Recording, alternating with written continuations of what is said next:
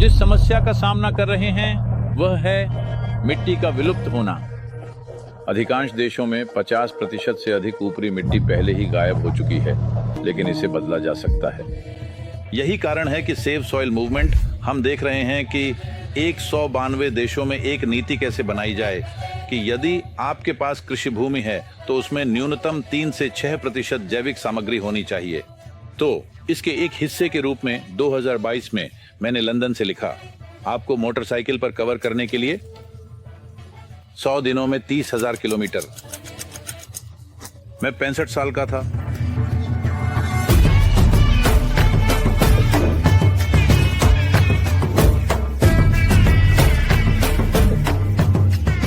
यदि किसी भी मतदाता का 60% स्पष्ट रूप से कहता है हम मिट्टी के बारे में चिंतित हैं, हमारे बच्चों का क्या होगा, आप उनके लिए क्या कर रहे हैं, यदि आप ऐसा नहीं करते हैं तो हम आपको नहीं चुनेंगे।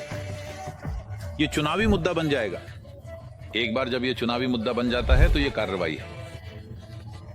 किसान उत्पादक संगठन जो आप शुरू कर रहे हैं न केवल लोगों को पोषण प्रदान करेगा बल्कि मिट्टी को भी पोषित और समृद्ध करेगा, जो हमारे जीवन का मूल स्रोत है।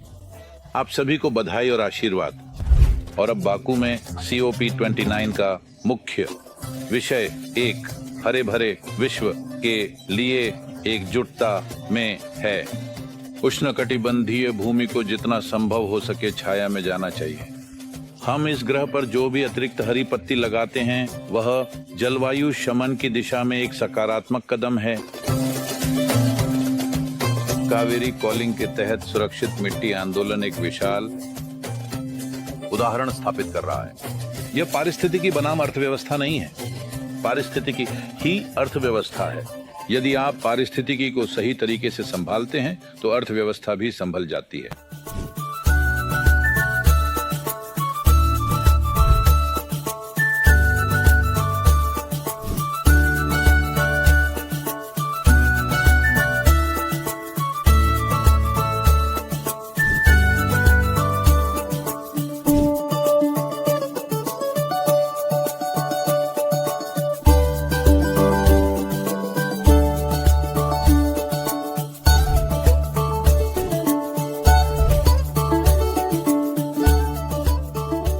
मिट्टी हमारी संपत्ति नहीं है, यह एक विरासत है जो हमें पिछली पीढ़ियों से मिली है और हमें इसे भविष्य की पीढ़ियों के लिए जीवित मिट्टी के रूप में आगे बढ़ाना चाहिए।